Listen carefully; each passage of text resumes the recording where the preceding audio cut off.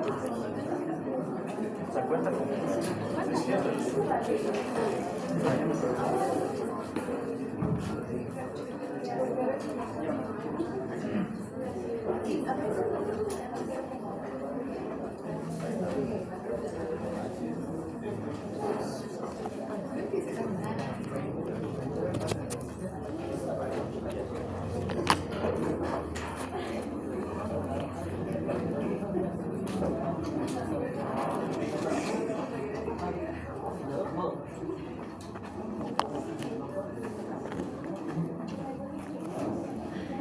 Ya, entiendan, vamos a empezar con la clase teórica. Hoy día vamos a avanzar otro parásito. Y este se llama Echinococcus granulosus y provoca una enfermedad conocida anteriormente como hidatidosis. Pero actualmente el nuevo denominativo de la enfermedad corresponde a echinococcosis quística. Entonces, esto, ¿puedes darle la cortina un poquito? Está brillando. Ya. Entonces, la echinococcosis quística está agrupada dentro del grupo de los, bueno, es un parásito platelminto, pero pertenece al grupo de los céstodos, ¿no? Entonces, hemos visto ya otro céstodo que tendría que ser, tenía solo tenía saginante y tenía ciática. Como pueden ver, Echinococcus granulosus sería el resumen o la síntesis de este otro parásito que hemos visto, ¿no? O de esos otros tres que hemos visto. Este es mucho más pequeño.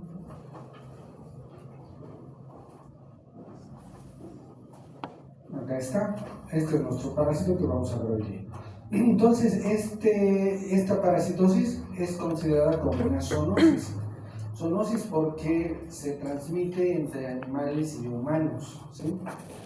Y realiza un tipo de ciclo heteroxeno, es decir, ahí aparece un hospedador definitivo y un hospedador intermediario, y tiene bastante impacto económico. ¿Por qué? Porque hay el decomiso de las vísceras infectadas, en el caso de los animales, y porque la intervención de los humanos, cuando estos estén parasitados, va a generar pérdidas económicas, ya sea por la intervención quirúrgica que va a sufrir el humano, o por los días de incapacidad, ¿no?, posterior a la cirugía. Entonces, esta parasitosis no es de reciente descripción. Ya Hipócrates en sus textos comenzó a describir, pero Hipócrates no describió al agente etiológico, sino describió una de las complicaciones. Y básicamente lo que él describe y dice en sus textos, dice: cuando el hígado lleno de agua se rompe en el epiplón, el vientre se llena de agua y los enfermos sucumben, es decir, mueren. Entonces lo que él describe es la complicación que mata al paciente.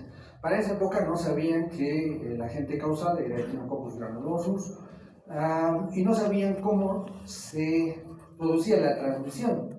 Pero lo que sí hacían en este periodo de tiempo era estudiar el cuerpo humano, ¿no? Entonces veían que muchos de los que habían fallecido tenían este líquido disperso ahí y unas membranas que supuestamente habían causado la muerte del paciente, ¿no?, o de la persona afectada.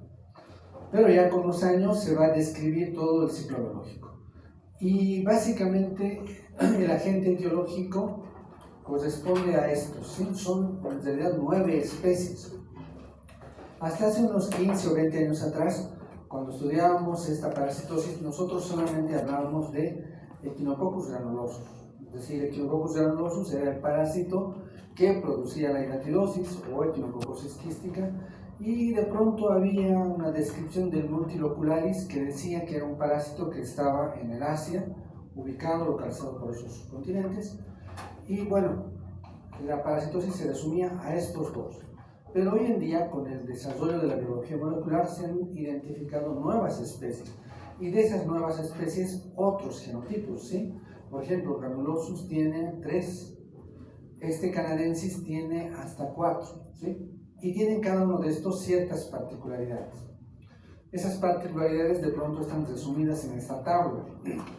Entonces acá tenemos todas las especies, ¿sí?, conocidas, las 9 que les acabo de mencionar, Y luego de estas, algunas tienen cepas o genotipos. Por ejemplo, lo que les acabo de decir, censo estricto, que tendría G1 y G3, equinus G4, bovino G5, y más o menos ahí dice oveja G1, búfalo G3, más o menos quiere indicar en qué tipos de hospedadores han sido identificados cada uno de estos. Ahora, hemos dicho, este parásito desarrolla un tipo de ciclo heteroxeno, entonces hay un hospedador definitivo y hay un hospedador intermediario. Los definitivos conocidos, como pueden ver acá, a diferencia de la anterior parasitosis que hemos visto en teniosis, el hospedador definitivo era el humano. Pero en esta, el hospedador definitivo es el perro, ¿sí? La mayoría son perros, zorros, bueno, la familia de los cánidos, ¿no? Salvo algunas excepciones, ¿no? Que hay como Multilocularis, que es el gato, en Oligarta, que son algunos felinos, y en Felidis, que es el león, ¿sí? Esas serían las tres excepciones, pero básicamente nosotros nos quedamos con que el hospedador principal definitivo para esta parasitosis que vamos a estudiar en nuestro medio es el perro. Acá están una tabla o una columna que dice infectividad para humanos, ¿no? Y hay algunas especies que todavía no se saben, no se ha descrito casos humanos. Acá está en interrogante, acá también está en interrogante. Y la enfermedad que provoca, ¿sí? Antes solamente se hablaba de manera general como hidatidosis, pero actualmente podemos clasificar de la siguiente manera. Tenemos Echinococcus o Echinococcus, que sería el agente etiológico, con 9 especies, y vean que esas 9 especies no todas provocan la misma enfermedad. Entonces acá tenemos Echinococcosis quística, que es una enfermedad, Echinococcosis neotrópica, que es otra enfermedad, Echinococcosis alveolar, que es otra tercera enfermedad, ¿sí? ¿Cuáles son sus agentes etiológicos? Acá arriba está para cada uno de estos. Entonces, como pueden ver, 3 enfermedades con agentes etiológicos diferentes. Y también está en la parte inferior su distribución, es decir, la alveolar, si bien es provocada por Multilocularis, no está distribuida en todo el mundo, sino Euroasia, América del Norte y Canadá, ¿sí? La que tendría mayor distribución es Echinococcosis quística. Esta tiene distribución mundial y tiene mayor número de agentes etiológicos responsables de provocar la Echinococcosis quística. Y están aquí las 4 especies con sus genotipos: Echinococcus, G1, G3, canadensis, Equinus y Orleo, ¿sí? Entonces, todas estas especies que están acá están en directa relación con este tipo de Echinococcosis quística distribuidos a nivel mundial. Nosotros nos vamos a olvidar de esta y de esta otra. No vamos a estudiar nada que tenga que ver con neotropical y con alveolar. Solo ahorita, empezando ya, o a continuación de esta diapositiva, todo lo que les voy a describir tiene que ver con Echinococcosis quística. Aunque la parte biológica y el ciclo de transmisión es el mismo, solamente cambian los tipos de hospedadores. Y bueno, las manifestaciones clínicas que son muy particulares, pero no nos interesa saber detalles de estas 2 patologías. Entonces, la Echinococcosis quística, en esta Echinococcosis van a participar todas estas formas biológicas. ¿Se acuerdan que hicimos el mismo repaso, ¿no? Con Taenia solium, y decíamos que había una secuencia de etapas que se iban a dar sucesivamente? Lo mismo, hay un adulto, del adulto se liberan los huevos, del huevo sale la oncósfera, de la oncósfera se transforma en una larva, y la larva da origen a escólices, y los escólices dan origen a adulto, pero existe una excepción: el escólice puede dar origen a adultos y también puede dar origen a larvas bajo ciertas circunstancias que les voy a comentar más adelante. Entonces esta secuencia no puede alterarse, ¿sí? una larva no puede dar origen a un huevo, ni un huevo directamente dar origen a una larva. Siempre va a haber esta secuencia. Y este escólices es de pronto el comodín, el que puede dar origen a un adulto y también puede dar origen a una larva. Empezamos por nuestro adulto, lo que les decía. El adulto es el resumen de la Taenia solium, ¿sí? ¿Por qué? Porque tiene todo lo que una Taenia solium o una Taenia saginata tiene. Escólex, un anillo inmaduro, un anillo maduro y un anillo grávido, o también llamado proglótide grávida, proglótide madura y proglótide inmadura. Y Taenia no tenía 3, sino tenía miles de estos, ¿verdad? La doctora Durán les ha debido decir que el anillo inmaduro podía haber 100, 200, maduro 300, 400, grávidos igual, un montón. Por eso el gusano medía 6 metros. Y todo lo que tiene también tiene lo mismo, es decir, el inmaduro, acá no están los genitales completamente desarrollados, aquí sí están ya completamente desarrollados, aquí ya se ha producido la fecundación y aquí el útero ya está completamente desarrollado y los órganos genitales completamente atrofiados y aquí hay una gran cantidad de huevos, ¿sí? Y el adulto se fija por medio de su escólex, que tiene una doble corona de ganchos y 4 ventosas, en las microvelocidades, pero en este caso del perro. Hemos dicho, el hospedador definitivo ahora es el perro, no es el humano, ¿sí? Y esto es un corte histológico del epitelio intestinal de un perro.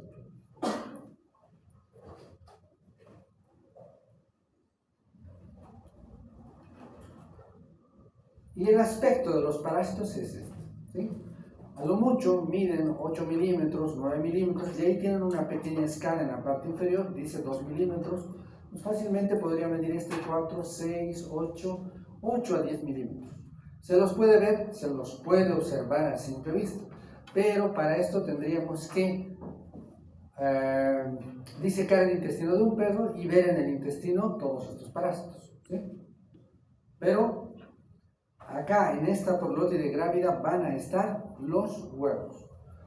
Y los huevos tienen este aspecto. Son similares a los huevos de Taenia solium y Taenia saginata. ¿Recuerdan? La doctora les ha debido indicar que cuando nosotros veamos una muestra de humano, ese es de humano, que van a ver ya la siguiente semana, van a ver huevos de Taenia, ¿sí? Pero no lo colocamos y no decimos Taenia solium o Taenia saginata. ¿Por qué? Porque tanto el huevo de Taenia solium como saginata son completamente, o morfológicamente son completamente similares. No se puede hacer diferenciación, entonces se llama Taenia SP. El huevo de Echinococcus granulosus es similar al huevo de Taenia. ¿Por qué? Porque son de la misma familia.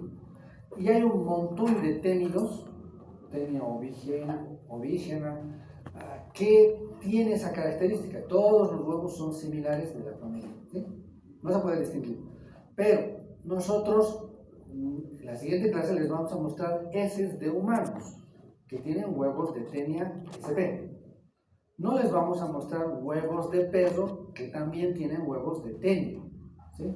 Pero en este caso podría ser de Echinococcus granulosus o de otra variedad de Taenia, porque los perros pueden estar infectados por Echinococcus granulosus y por otras Taenias que no necesariamente son solium y saginata, porque han visto que solium y saginata tiene alta especificidad de especie.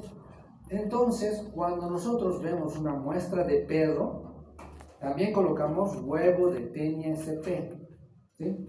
Porque no sabemos si es Echinococcus granulosus o es otras Taenias, ¿ya? Pero nosotros nos quedamos que las muestras que vamos a ver la siguiente semana son de Taenia o solium o saginata, no sabemos, pero seguimos poniendo SP.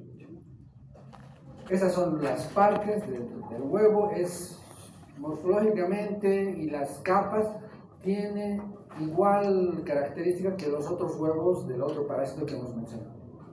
Entonces, del huevo, como hemos dicho, va a salir la oncósfera, ¿sí? O también llamada embrión hexacanto, ¿sí? Y en Taenia también hemos dicho lo mismo, es oncósfera o embrión hexacanto, y en esta también es lo mismo, oncósfera o embrión hexacanto.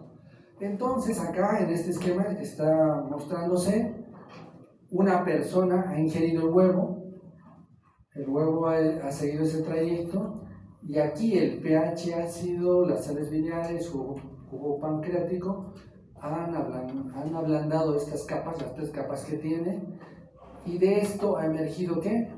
La oncósfera. Y esto está esquematizado en esta parte, ¿sí? Aquí está el huevo, ha migrado por toda esta parte, y acá este sería nuestro huevito, y de este huevo ha salido la oncósfera. La oncósfera ha penetrado la epitelio intestinal, ha llegado a la circulación, y por medio de las venas, todo lo que es circulación, ahora se dispersa. Pero aquí pasa algo, esta oncósfera tiene que pasar un primer filtro, y ese filtro se llama hígado. A veces resulta ser que el hígado lo detiene, es decir, el hígado detiene a la oncósfera. Y si es detenido acá en el hígado, esa oncósfera se transforma en la siguiente forma biológica, que vendría a ser la larva, ¿sí? Y acá está esquematizado, está de color verde, y acá estaría nuestra larva. Esta larva sería el quiste hidatídico, ¿sí? Acá se está desarrollando en el hígado de esta persona el quiste hidatídico, o larva. En Teniasolium se llamaba no quiste hidatídico, sino cisticerco. Pero acá se llama quiste hidatídico. Pero no siempre es detenido por este primer filtro. Si no es detenido por este primer filtro, continúa su recorrido por estos vasos y finalmente llega primero a los pulmones, ¿sí?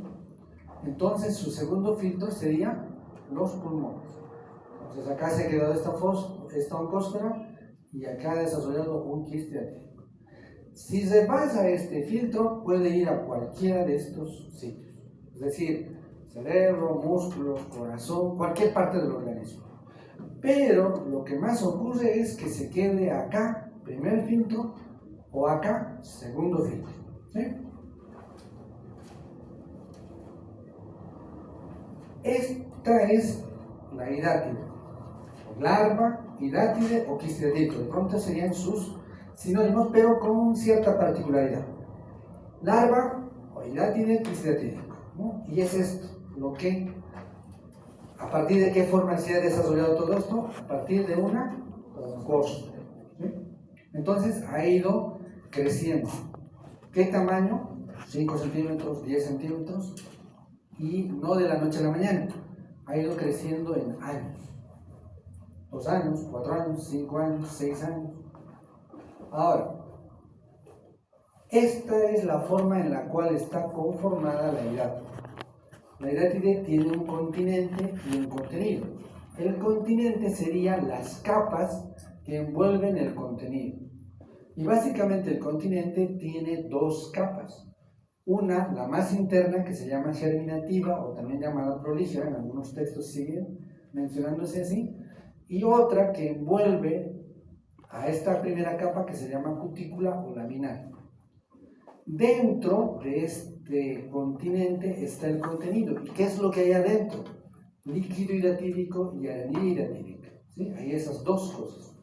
Ahora, la hidátide puede estar rodeada por otra capa, una tercera capa, pero esta tercera capa no es producida por el parásito, sino por el hospedador, y esta tercera capa se llama adventicia. Es decir, la presencia de esta hidátide en el organismo hace que el organismo trate de encapsular a esta hidátide como mecanismo de protección, ¿sí? Y a esta tercera capa del hospedador, del humano, se le llama adventicia. Cuando tiene solamente 2 capas, nosotros lo denominamos como hidátide. Pero si tiene las 3 capas, se llama quiste hidatídico. ¿Sí? ¿Se entiende, verdad? Entonces acá tenemos nuestra hidátide. Vean, acá están las 2 capas, la germinativa y la cuticular. La germinativa de color amarillo y la más blanca, la cuticular.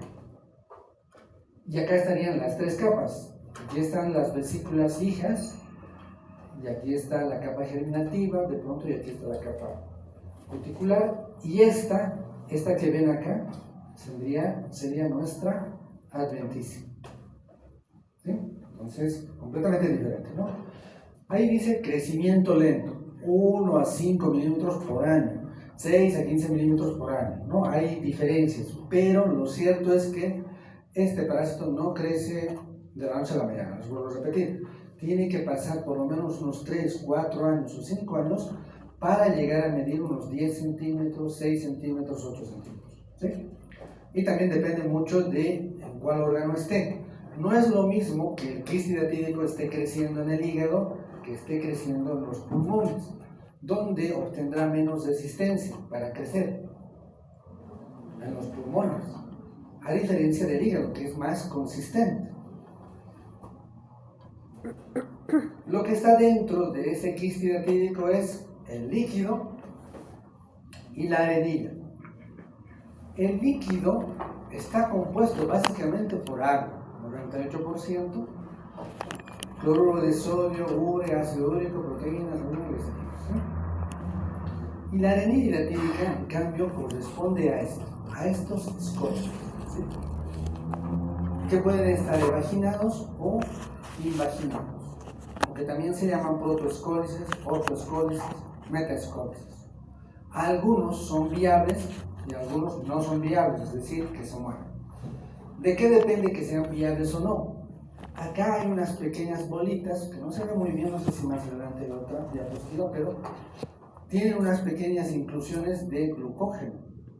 Y estos que tienen gran cantidad de glucógeno son los viables, y los que no tienen glucógeno simplemente se mueren. Entonces acá tenemos un corte histológico y comenzamos a ver las capas. Acá está la cuticular, esta, y esta que ven acá es la germinativa. ¿Cuál es la particularidad de la capa germinativa? A partir de esta capa germinativa se comienzan a desarrollar los escólices, ¿sí? Por un proceso de gemación comienzan a formarse estos, ¿sí? De ahí empiezan a brotar cientos de estos escólices dentro del quiste hidratídico.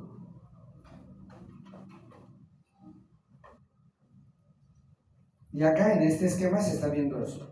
Las tres capas, esta sería nuestra adventicia, la capa laminar o cutícula y la germinativa.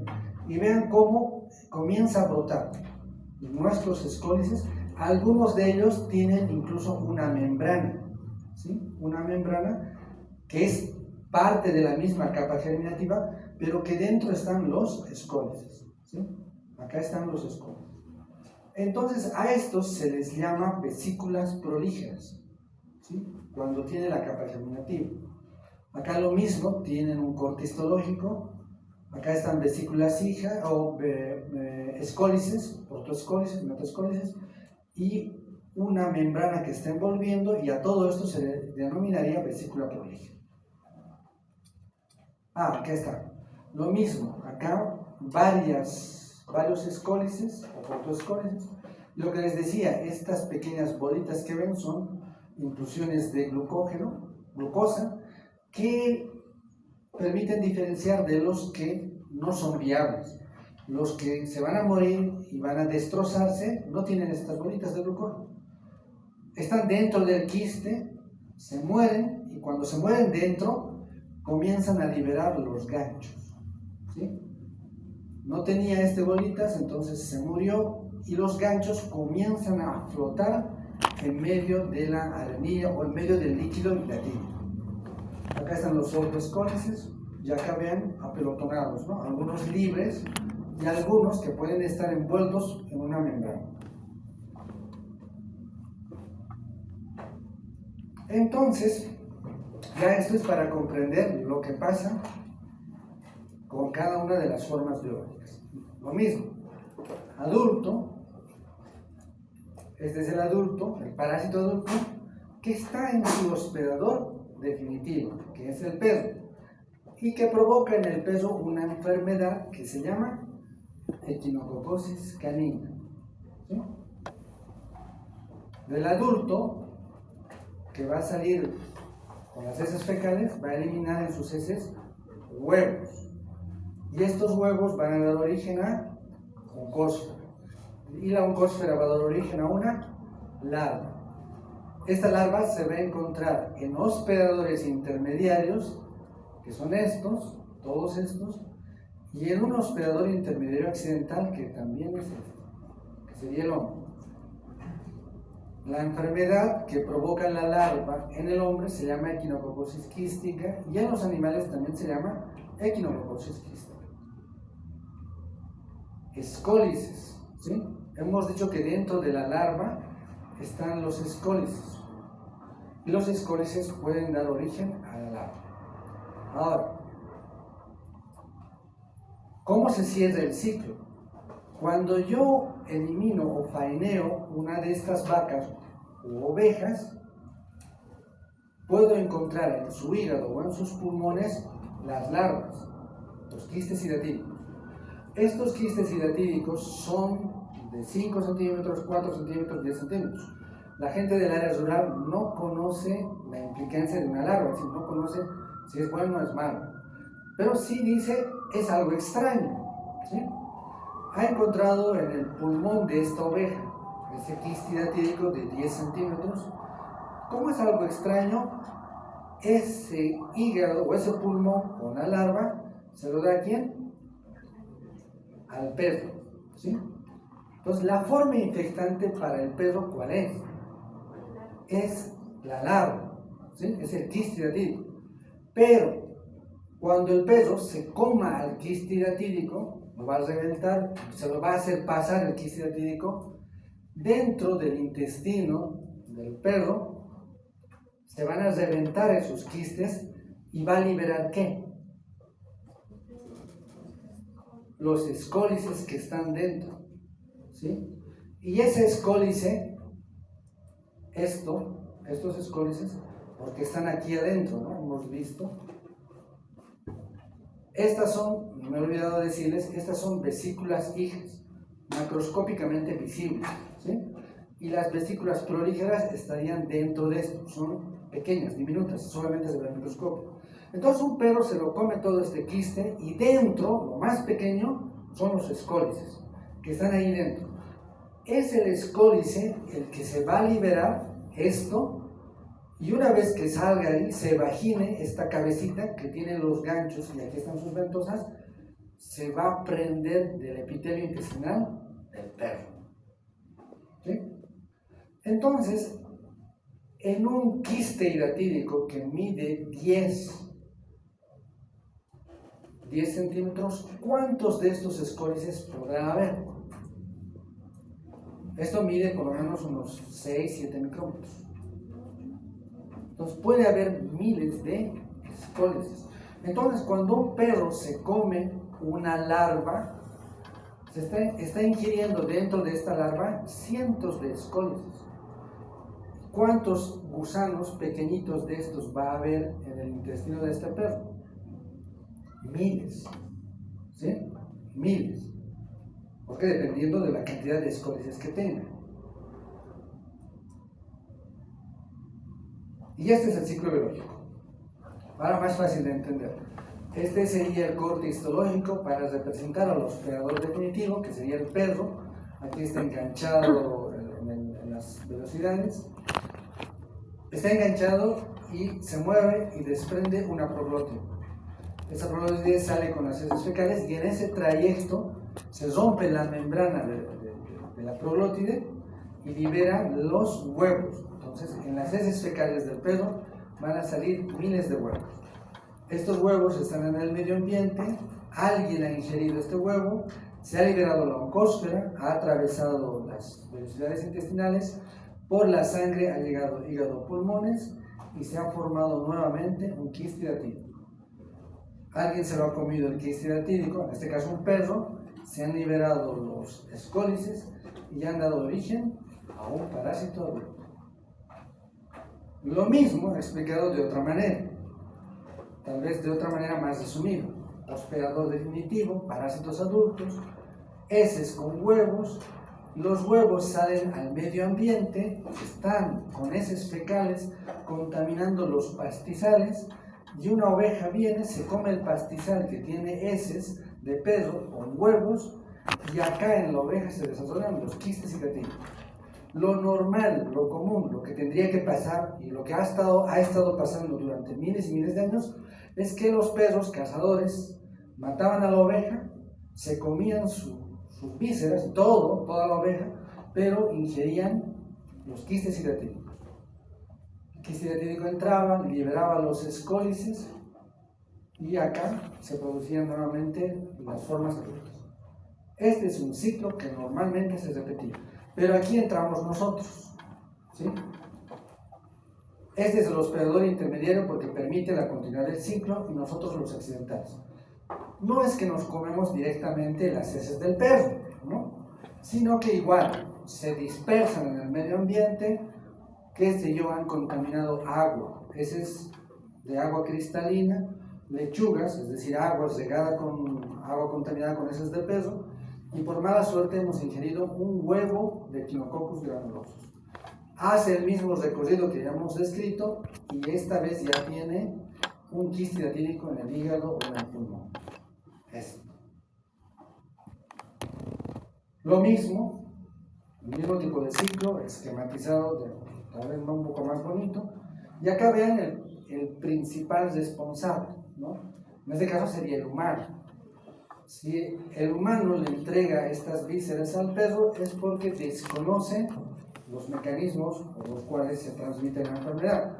Si él conociera que no debe darle el quiste hidratídico al perro, la enfermedad se podría controlar, se podría evitar, ¿sí? Y el perro ahí haciendo sus necesidades, contaminando el medio ambiente.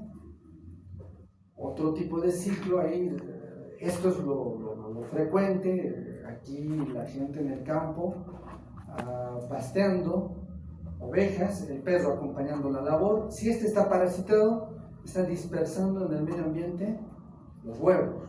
La oveja va a comer los pastizales y la oveja al momento de faenar vamos a encontrar los quistes hidratídicos. Esto ya es más fácil de entender, ya no los voy a explicar. ¿A ver?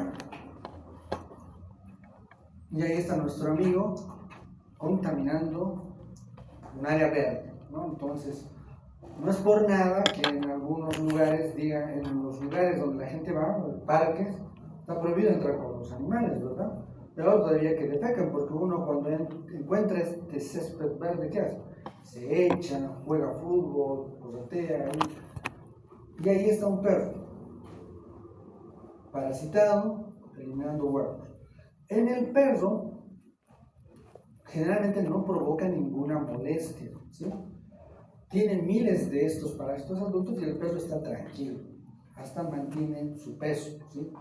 A lo mucho, algunos perros, bueno, ni siquiera se quejan, ¿no? Pero tienen diarrea, ¿sí?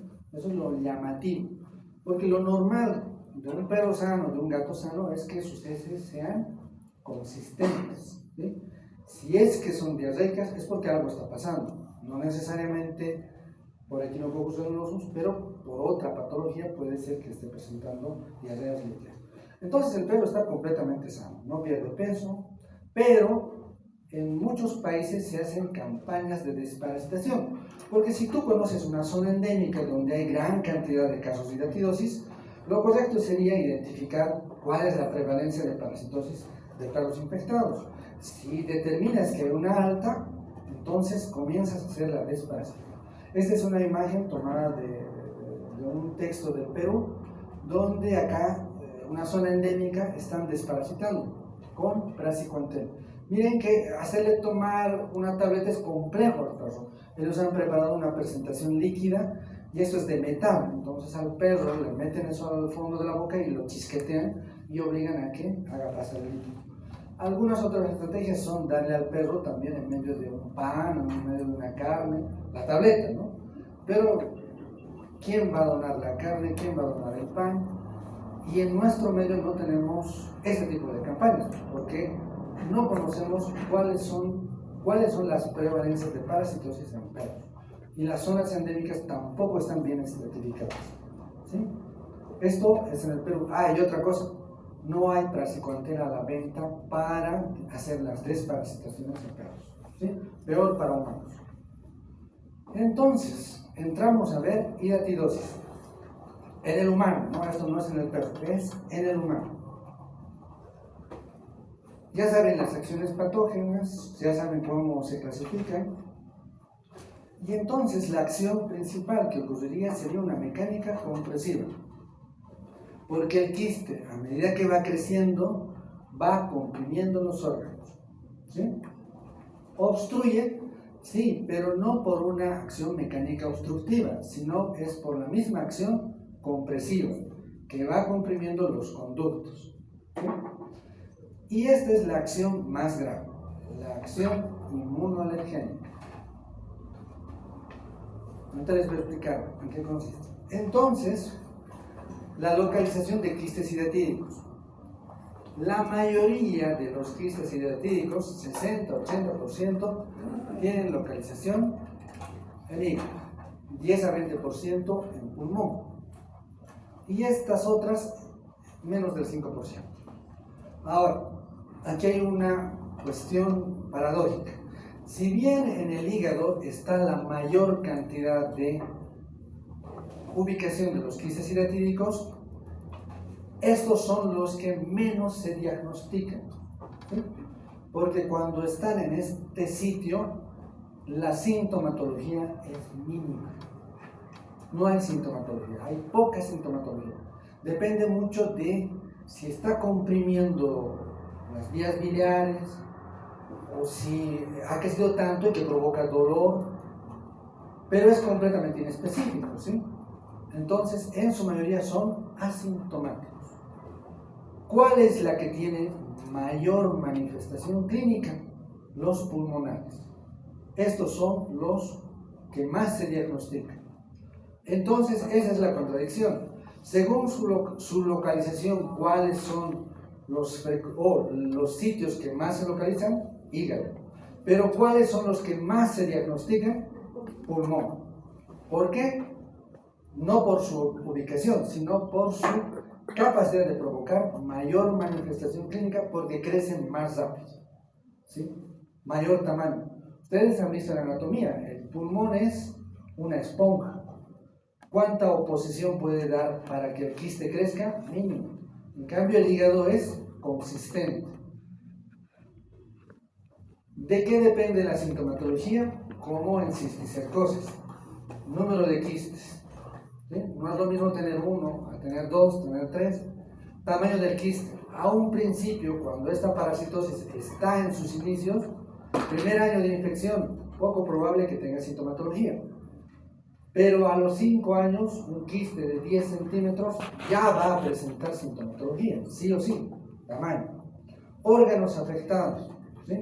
No es lo mismo hígado o pulmón, no es lo mismo cerebro o riñón, es decir, va a variar. Localización, ¿sí? También diferente de los sitios. De pronto está en el hígado y nunca ha provocado manifestación, ¿sí? Y como que pasa eso, como en cisticercosis. Hay algunos casos de cisticercosis que ni se han dado cuenta que tenían un cisticerco, y eso que estaban en el cerebro. Lo mismo, en una parte del hígado no ha provocado nada, el hígado es grande, cumple sus funciones, y nadie se ha percatado de que había un quiste. Pero de pronto está al lado de la vesícula, sí habrá más manifestaciones. Complicaciones, puede ser que se reviente, y ahí sí va a tener complicaciones graves. Entonces, más del 60% tienen esta característica. Síntomas: síndrome tumoral doloroso de hipersensibilidad. Recuerden, ¿cuál es la definición de síndrome? Conjunto de signos y síntomas que tienen varios agentes etiológicos como responsables de provocar esos síntomas y signos, ¿sí? Entonces, síndrome tumoral. De pronto el paciente se empieza a quejar y decir: sentía algo en mi abdomen. Y he notado que en estos años ha ido creciendo cada vez más. ¿Puede ser quiste hidatídico? Puede ser. ¿Puede ser cáncer? Puede ser. ¿Puede ser otra patología aparte de esas dos? Puede ser. Estoy amarillo, doctor, doctora, ¿sí? Y poco a poco más amarillo. síndrome histérico. Agentes causales de síndrome histérico, desde ascaris, fasciola, hidratidosis, hepatitis A, hepatitis B, y N patologías, ¿sí? Una hemólisis, todos te pueden provocar síndrome histérico. Síndrome doloroso, me duele el estómago, me duele esta parte de aquí. Agentes causales de síndrome doloroso, N patologías. Síndrome de hipersensibilidad, una reacción intensa, y ahorita les voy a aclarar esto. Entonces, estos síntomas, dependiendo de su localización, por ejemplo, si están a nivel de abdomen, puede tener todo esto. Si están a nivel de pulmón, puede tener todo esto. ¿Se puede hacer diagnóstico clínico? Sí, se puede hacer diagnóstico clínico, pero ya saben, hoy día hemos repasado, el diagnóstico clínico no te lleva a decir, el agente etiológico es tal cosa. Sí puedes decir, hay un problema en el pulmón, hay un problema en el abdomen. Agente causal, no se sabe. Entonces se puede sospechar, y todas estas manifestaciones son completamente inespecíficas. Es decir, no porque presente hepatomegalia vas a decir, el paciente tiene hidratidosis. Tiene vómitos, urticaria, tiene hidratidosis. Nada, no se sabe, ¿sí? Puede ser desde hidratidosis hasta cualquier otra cosa. Lo mismo, vómica, pleuritis, hemoptisis, abscesos pulmonares. No puedes decir, es hidratidosis. De pronto es tuberculosis, de pronto es una neumonía, de pronto es, qué sé yo, otras N patologías que hay a nivel del pulmón. Entonces, las manifestaciones clínicas nosotros las agrupamos en dos grupos: hidratidosis primaria y hidratidosis secundaria. Hidratidosis primaria podría ser que tiene todas estas manifestaciones dependiendo al órgano que está afectado, y nosotros logramos confirmar que es hidratidosis y decimos, es una hidratidosis primaria. Pero esta hidratidosis primaria se complica con algo grave, que es el shock anafiláctico. De pronto esa persona tenía su quiste hidratídico en el abdomen, medía 5 centímetros, estaba jugando fútbol y su compañero le da un codazo y revienta el quiste hidratídico, ¿sí? Y ahí es donde ocurre el shock anafiláctico. Han debido escuchar que puede dar shock anafiláctico, por ejemplo, por la inyección de la penicilina, ¿sí? Y una persona puede morirse por la penicilina, es decir, si tiene hipersensibilidad a la penicilina, se puede morir en minutos, o picaduras de abeja, hipersensibilidad. Entonces, la liberación del contenido del quiste hidratídico provoca un shock anafiláctico que puede provocar la muerte inmediata de la persona. Y ahí saben, ¿no? Y dicen, pero si estaba correteando, estaba jugando, comía bien, no tenía ninguna enfermedad, le han dado un codazo, se ha roto el quiste hidratídico y se ha tendido y se ha muerto, ¿no? No hay autopsia, no hay nada, y se quedan en el anecdotario y decir, estaba bien, pero se murió espontáneamente. De pronto tenía su quiste hidratídico y se ha muerto por un shock anafiláctico.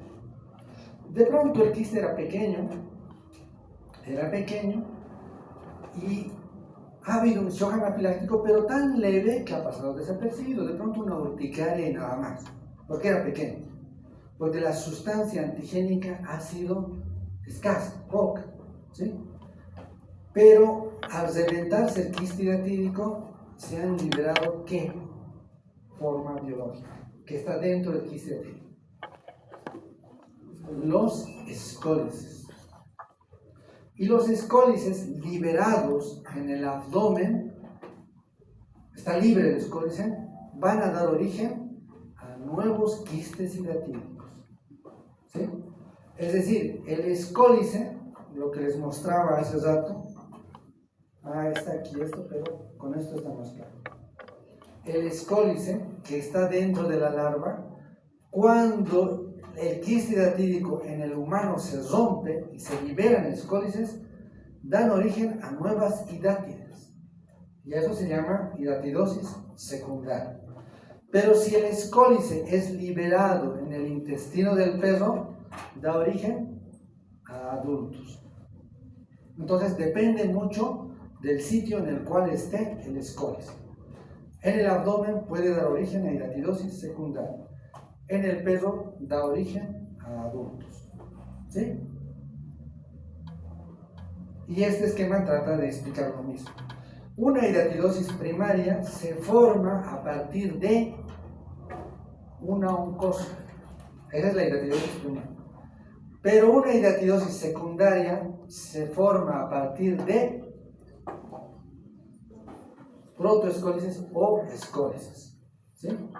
¿Entienden, verdad? Lo que acabo de explicarles. El escólisis entonces, o este quiste hidatídico, puede tener dos orígenes, dependiendo si es una hidatidosis primaria a partir de una oncosa. Si es una hidatidosis secundaria es porque este quiste hidatídico primario se ha reventado dentro del abdomen de la persona y se ha formado una hidatidosis secundaria. Entonces, ¿qué forma o qué provoca el shock anafiláctico? Hemos visto que la hidatidosis secundaria ocurre por los escólisis, por estos. Y el shock anafiláctico ocurre por... ¿Dónde está? Por el líquido hidatídico. ¿Sí? Lo que provoca la reacción anafiláctica es el líquido hidatídico. Lo que provoca la hidatidosis secundaria es los escólisis. ¿Se entiende, verdad? Que no den un buen examen.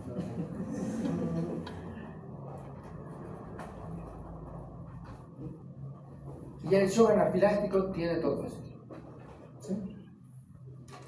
Entonces el paciente se muere básicamente por esto. Acá la epiglotis se edematiza tanto que se cierra y el paciente no puede respirar y chao. ¿Cuándo ocurre el shock anafiláctico? Rotura espontánea. Lo que hemos dicho, está correteando, ha levantado algo pesado, le han dado un codazo, no sabía no sabía que tenía un quiste hidatídico y murió. Otro, por manipulación quirúrgica. El cirujano está operando, está sacando el quiste hidatídico y por mala suerte los revienta el quiste hidatídico. Y inmediatamente shock anafiláctico y se muere en pleno quirófano el paciente. De pronto, al manipular el quiste hidatídico, ha hecho caer una gotita del líquido hidatídico, de la arenilla hidatídica. Años después el paciente va a volver por hidatidosis secundaria. ¿Por qué? Porque el cirujano no ha tenido el suficiente cuidado de matar primero a los escólisis que están dentro. Se le ha caído una simple gotita, pero lo ha sembrado con escólisis y ocurre hidatidosis secundaria. Las rupturas también pueden ocasionar infecciones sobreagregadas y todo lo demás. Entonces el diagnóstico, la clínica, se acompaña o se apoya con pruebas de gabinete. El epidemiológico, de pronto preguntar si estas personas viven en el área rural, es muy diferente con teniosis y cercosis. Han visto que teniosis y cercosis puede ocurrir la transmisión aquí, pero esta generalmente, entre comillas, también ocurre en áreas rurales, pues más frecuente en áreas rurales que en áreas urbanas, pero también se ha visto que puede ocurrir en áreas urbanas, aunque en menor frecuencia, pero puede ocurrir. Y el mecanismo, lechuga. Y etiológicos, llegar al diagnóstico etiológico. Placas radiográficas. Frecuentemente las localizaciones pulmonares, la principal prueba de gabinete que se utiliza para estas localizaciones es rayos X. ¿Sí? Y eso es de rutina. Muchas veces el paciente viene tos, expectoración hemoftoica o no hemoftoica, casi de rutina se les pide placas radiográficas. ¿Sí? No directamente tomografía, porque es caro. Placas radiográficas, porque piensan muchas veces que es TB o una neumonía. Y de pronto encuentran esto. Aquí está nuestro quiste hidatídico, o acá está nuestro quiste hidatídico. Y comienzan a sospechar que es hidatidosis. Hacen una prueba serológica y de pronto sale positivo o sale negativo. O a veces el paciente presenta vómito. ¿Sí? El paciente puede reventarse este quiste hidatídico y el paciente dice: doctora, he estado eliminando un líquido como agua, ¿sí? Y parecía que tenía restos de unas cositas blancas. ¿Qué es lo que está describiendo? la capa germinativa, y tenía un aspecto o un sabor salado. Cuando eso está ocurriendo, se le puede decir al paciente que recolecte en un frasco ese contenido que está expulsando y hacer el estudio de esputo, ¿sí? O de la vómica. Y si hacemos ese estudio del esputo, podemos encontrar los ganchos o los escollos. Entonces ese ya sería nuestro diagnóstico, ya tendríamos la certeza de que ese paciente está con hidatidosis. Pero si el paciente tiene solamente clínica, generalmente los intervienen quirúrgicamente y sacan todo el quiste hidatídico, cuidando de no romper, no hacer la siembra, la hidatidosis secundaria. En esta localización últimamente también se ha estado utilizando ecografía, ¿sí? Para pulmón. No es muy frecuente, la primera opción es rayos X, pero algunos están empezando a utilizar ecografías pulmonares. No estaba indicado, hasta hace años atrás no se indicaba, ¿sí? Pero he visto ya reportes de ecografías en pulmón. No es lo frecuente, no es lo primero es placa radiográfica. Localización hepática. Este médico, Garbi, ha hecho una clasificación de la localización hepática. Entonces acá están los tipos de quiste, 1, 2, 3, 4, 5, y con sus descripciones correspondientes. Entonces ahí está cuando la membrana, el 1 está enterito, el 2 cuando se está desprendiendo la membrana, el 3 cuando hay esas vesículas hijas, como hemos visto, ¿no? Con múltiples globos que se puede visualizar en la ecografía. Cuando se está muriendo, ¿sí? Y ahí hay un proceso de calcificación, ciertos lugares, y cuando está muerto, completamente calcificado, ¿sí? La OPS ha sacado una mejor interpretación, una mejor clasificación. Entonces, es el C1, C3, C2, C4, C5. Eso sería de la OPS. Y los tipos son de Garbi, ¿sí? Entonces, lo mismo, el C1 correspondería a este hialino, es el quiste entero. Acá la membrana se está desprendiendo, la capa germinativa, múltiples vesículas, acá está muriendo ya el quiste y acá está completamente muerto. Sí, acá está el quiste con zonas ya calcificadas, acá hay ciertos segmentos óseos, estas manchitas ya se está fibrosando, múltiples vesículas hijas, y acá la membrana desprendida, ¿no? Estos son activos, ¿sí? Activos, transicionales e inactivos. Estos son los más activos. Y acá, ecografías, signo del nevado, se ve ahí bastantes pequeñas vesículas que aparecen como puntiformes, ¿sí? Quiste tipo 1, quiste tipo 2, 3, 4. Ustedes cuando salgan médicos después tienen que meterse a un curso de ecografía, porque el médico general debería sí o sí saber manejar ecografía, ¿sí? Entonces hay clasificaciones, ¿sí? Por el tamaño, y estas son formas para orientar las conductas. Antes todo quiste hidatídico se trataba quirúrgicamente, ahora no. Ahora también hay el tratamiento en base a albendazol, ¿sí? Pero mucho depende del tamaño, ¿sí? Acá ustedes pueden ver tamaños de 3 centímetros, de 3 a 10 centímetros albendazol, ¿sí? De 3 a 10 centímetros ya están haciendo tratamientos. El día martes va a venir, tenemos dos invitados. Una es una cirujana del Hospital del Niño que ve casos de hidatidosis, y otro es el doctor Villena de Tupiza, que hace tratamientos con albendazol, ¿sí? Entonces vamos a tener las dos visiones de cómo tratan la hidatidosis. Entonces ya estamos terminando. ¿Qué más? Sí, ya vamos a acabar. Diagnóstico, entonces está esto: los exámenes de rutina, hemograma, perfil hepático. Los primeros, un hemograma, un perfil hepático, no te sirven para nada. Sí te pueden decir hay daño, hay lesiones, o está con anemia, pero no son específicos para hidatidosis. Las pruebas serológicas son muy frecuentemente utilizadas, pero también hay falsos positivos y falsos negativos. Falsos positivos porque hay reacciones cruzadas con tenia, falsos negativos porque hay quistes hidatídicos de 5 centímetros y la prueba ELISA sale negativa, ¿sí? Tienes la ecografía, tienes la tomografía, está el quiste hidatídico, pero la prueba serológica sigue saliendo negativo. Depende de muchos factores. Intradermos de acción de Casoni ya no se utiliza, es una prueba de inmunidad celular, no se utiliza ya. Examen parasitológico. Aquí, entre comillas, examen parasitológico sí se puede hacer cuando se observa la mómica, se tiene la mómica para buscar escólices, ¿sí? Pero a eso se le llama examen de Sputum. Otro, se puede recolectar el contenido de una cirugía, es decir, hacer el aspirado del quiste y hacer el examen parasitológico para encontrar escólices y ganchos. Examen coproparasitológico. No sirve para esta parasitosis porque el hombre no alberga a la forma adulta, pero sí nos sirve para el perro. A él sí hay que hacerle coproparasitológico. Pruebas de gabinete son las que más se utilizan dependiendo. Estas son las primeras opciones. Luego recién viene TAC, luego viene resonancia magnética, ¿sí?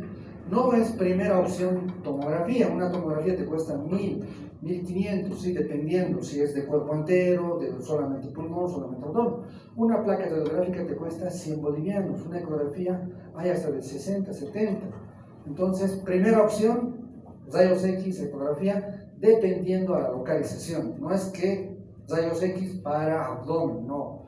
Ecografía, primera opción, hígado. Rayos X, pulmón. Tomografía ya para estar seguros o para precisar en una intervención quirúrgica su localización. El tratamiento depende de lo que hemos dicho, su localización, su cantidad, todo esto. Quirúrgico, en la mayoría de las veces antes se hacía, ahora ya no, depende de la sintomatología, de su ubicación, todo lo demás. Hay opciones de drenaje percutáneo para ir, que no es hacer un corte, sino es meter unos tubos, hacer una aspiración y sacar la membrana sin haber hecho un corte. Farmacológico, ya les digo, hay la opción de hacer albendazol por varios tiempos, es decir, por unos 6 meses, 7 meses, y hacer controles ecográficos o radiológicos para observar si está muriéndose el quiste hidatídico o no. Si de pronto has hecho 3 meses con albendazol y el quiste sigue siendo igual, no es hidatidrosis, debe ser otra cosa, otra patología. Entonces ahí es el ajuste. Observación, también hay esta posibilidad. Paciente con quiste hidatídico, entre comillas, en hígado, no tiene ninguna sintomatología, lo vas controlando con ecografía sin darle tratamiento, se calcifica, listo. No has hecho ningún tratamiento. Todo depende de los factores que les he mencionado. Esto es para ir. El video les voy a mostrar el día, no sé si va a haber tiempo, pero este es el doctor Tapia, lo van a conocer, él es el director del gastroenterológico. Este es el quiste hidatídico. Observen el tamaño. Pesaba 15 kilogramos. Mujer embarazada. Nació primero el bebé y luego nació el quiste hidatídico. Pero imagínense, una mujer con embarazo y con este quiste hidatídico. ¿Cuál era el riesgo? Alto. Porque si se reventaba esto, ¿qué pasaba? Semejante cantidad de antígenos. Se moría la mujer y el bebé, ¿no? Ya les voy a contar la historia del día, les voy a mostrar el video del día martes. Ojalá que vengan. Pulmón, vean, tomografía, el tamaño del quiste hidatídico, prácticamente ha tomado todo el izquierdo, ¿sí? Acá han hecho los cortes y vean que acá está en el lado derecho. Qué traumático puede ser someterse a esta intervención, ¿no? Tienes que abrir los días de recuperación, los riesgos de que este niño muera. ¿Sí? Acá lo mismo. Tomografías, 121, casi sería 10 centímetros, 15 centímetros, ¿no? Acá está bien evidente. Esta sería post cirugía. Y ahí está nuestro quiste hidatídico, bueno, nuestra hidática, ¿no? No sería quiste hidatídico. Acá las vesículas hijas, a veces estas vesículas hijas son estériles, no tienen escólices dentro, pero no baja el riesgo, tienen líquido, y el líquido es antigénico, ¿no? Shock anafiláctico. Múltiples vesículas hijas, un niño con su quiste hidatídico. Ahora, cuando ven o sienten, o el paciente les dice, tengo una cosa que está creciendo aquí en el abdomen, ustedes no van a apretar, ¿no? Levemente. Y eso tal vez ni tocar. De pronto un quisquiatídico lo apretan y muerto. Y esto es lo que ocurre frecuentemente para que ocurra la transmisión. Gente en el área rural, faenando, y el perro esperando su parte. ¿No? Acá esto es lo que frecuentemente ocurre, acá está el perro queriendo comer y lo normal, ¿no? En el área rural no hay comida, ni para los humanos, bueno, para los humanos hay, ¿no? Pero para el perro es lo que más escasea, ¿no? Le dan las vísceras y lo infectan de equinococosis. Esto es en batallas, ¿sí? Ven acá el perro está lamiendo la sangre y encuentran algo extraño y se lo dan al bobo. Acá, a pesar de que hay un matadero, cuando fuimos a tomar muestras para hacer unos trabajos de investigación, al encargado del matadero le dijimos, ¿no? ¿Ustedes han visto estas bolas de agua? Porque son como los globos. Sí, siempre hay acá. ¿Han encontrado hoy día alguno? Sí. ¿Y dónde está? El hígado o el pulmón ya lo hemos botado aquí a la vuelta, ¿no? Y fuimos para tratar de hacerlos, pero el perro ya se lo había llevado. Digamos, y se lo comen ahí, y es por desconocimiento. Ven acá los perritos cómo están esperando, hasta el gato está esperando. También les puede afectar a los gatos, hay reportes de casos, ¿sí? Y este es un problema, ¿sí? Mecanismos de transmisión, aquí entramos en el mecanismo de transmisión. Vínculos sociales entre los perros, olerse, lamerse la región perianal. La región perianal que puede contener heces de perros, ¿sí? Y este perro puede lamerle, y en su lengua, en su hocico puede haber huevos de Echinococcus granulosos, ¿sí? Ahí se lame, se hace la limpieza el perro, el gato, de esta forma, es lo normal, ¿sí? Y luego se lame todo su cuerpo, el perro, ¿no? Se limpia el perro así. Esto es en la ciudad, pero en el área rural también, ¿no? Hay restos de esos fecales en la región perineal, les debes coser y se arrastran, contaminan. Y miren ese niño, sí, lo está acariciando al perro y está comiendo su manzana. Esto es en el área rural, esto es en, no sé si es en Batallas, no me acuerdo. Esto es en Batallas, ¿no? Miren, es un chapicito muy bonito. Ese es fecales, ¿sí? Este es el chapi, mira. Y ellas, las niñas están jugando. Nosotros estábamos por ahí y empezamos a tomar fotos para mostrarles lo que normalmente sucede con los niños. Entonces, si este perro está con Echinococcus granulosus o acá ya se está produciendo la transmisión. Entonces, son a tempranas edades que se adquieren la infección. Son niños o jóvenes que hacen actividades de pastoreo, que están en el campo, se contagian jugando en el pasto, heces fecales dispersas aquí, manipulando, acariciando al perro, besando al perro, ¿sí? Y es lo normal, lo frecuente que ocurre en el área rural, y hasta en la ciudad, ¿no? Pero acá es donde hay mayor probabilidad, mayor riesgo de que haya transmisión de Echinococcus granulosus. Esto es en el alto, un montón de perros ahí, deambulando, los niños jugando. No he visto en el área rural besándolos, pero los deben besar. Esto es una foto de internet. Y se ha hecho su lamido de la región perineal, su limpieza, ¿sí? Y estos ya son vísceras, miren, 1, 2, 3, 4, 5, 6, aquí uno más grande. Entonces, entramos a las medidas de profilaxis, ¿sí? Medidas individuales para evitar la transmisión. Aseo de las manos antes de ingerir alimentos y muy en especial después de acariciar un perro. Siempre debemos lavarnos las manos. Jugar con la tierra, haber manipulado algo, lechugas, qué sé yo, siempre lavarnos las manos. Lavado de frutas y verduras antes de consumirlas. Beber agua apta para su consumo. Hervida, ¿no? Evitar que los niños besen a los perros, se dejen lamer por ellos. Entonces, se infectan a esta edad, 4 años, 5 años, 7 años, 8 años, y se manifiesta clínicamente 20 años, 15 años, 30 años, 40 años, 45 años, pero se adquiere a tempranas edades. Estamos haciendo un trabajo en el niño, ahora recolectando datos. Hay niños hasta de 7 años que ya tienen equinococosis quiste. ¿A qué edad se han infectado? De pronto a los 3 años, 4 años. ¿Cómo? Supongo que por estos mecanismos, ¿no? También hay gente de 45, 50, 35 que tienen equinococosis quiste. 1, 2, quistes de 15, de 20 centímetros. Tremendo. Medidas de control, educación. Ya saben, evitar y cortar la transmisión con educación.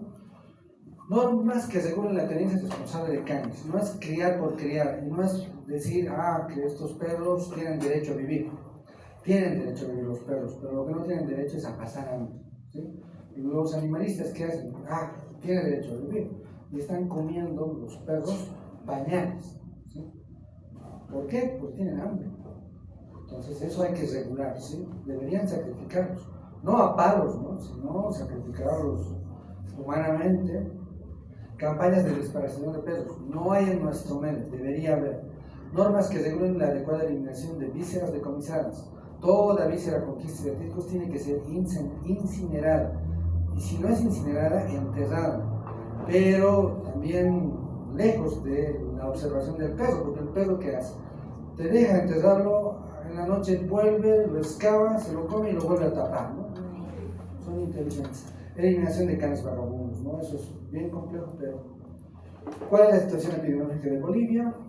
Bolivia es una zona endémica para esta enfermedad. Hasta el 2017 Bolivia no reportaba datos en la iniciativa para el control de esta parasitosis, figurábamos sin datos. Nosotros hemos hecho un trabajo de revisión de la información de latidosis y más o menos esta información desde 1913 que nos muestra la gran cantidad de casos que hay distribuidos en toda Bolivia. ¿Sí? Pando es el que se libera de casos humanos y animales. Beni tiene reportes en bovinos.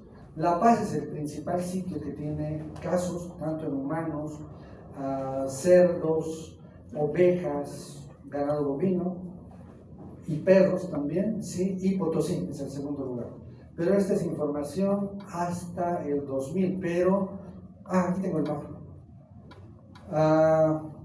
Todo lo que hay de información con hidatidosis, bovinos por provincia, bovinos por departamento, vean, La Paz, casos clínicos 22 reportados, estudios retrospectivos 293, pero vean Santa Cruz tiene casos clínicos 3, estudios retrospectivos apenas tiene 1, pero la cantidad de hidatidosis en el departamento es mayor. Pero lo raro es que hay pocos casos de hidatidosis reportados, ¿sí? Potosí es el sitio donde más se ha trabajado. Tupiza, ¿sí? Aquí están los estudios en perros confirmados. En La Paz también hemos hecho confirmación de perros. Oruro han encontrado en llamas, en alpacas no han encontrado. Esta información es hasta el 2013 o 20, no me acuerdo muy bien. Pero si quitamos y hacemos un mapa con información a partir del 2000, esta sería la situación epidemiológica. Es decir, pocos trabajos y pareciera que en apariencia no hay muchos casos de hidatidosis, pero hay hartos, ¿sí? Es un problema tremendo. Todo el tiempo se opera hidatidosis acá en el niño, en el tórax al menos, en el Hospital del Norte. No se ve muy bien, pero estos son los trabajos de tipificación de los genotipos que les he mencionado al principio. Bolivia se reportaba el G1, ¿sí? Pero más no teníamos ninguna información. Hemos hecho otro trabajo igual, revisando muestras de perros, bovinos, ovejas y humanos. Y estos son los sitios de donde se han tomado muestras de perros. Es desde Batallas. Y se ha hecho otro trabajo de investigación con biología molecular, lo que les decía a un principio. Acá, las 3 especies que están circulando en nuestro país son estas 3, ¿sí? Censo estricto, Orlepi y intermedios, o el G7. Esas son las 3 conocidas en Bolivia.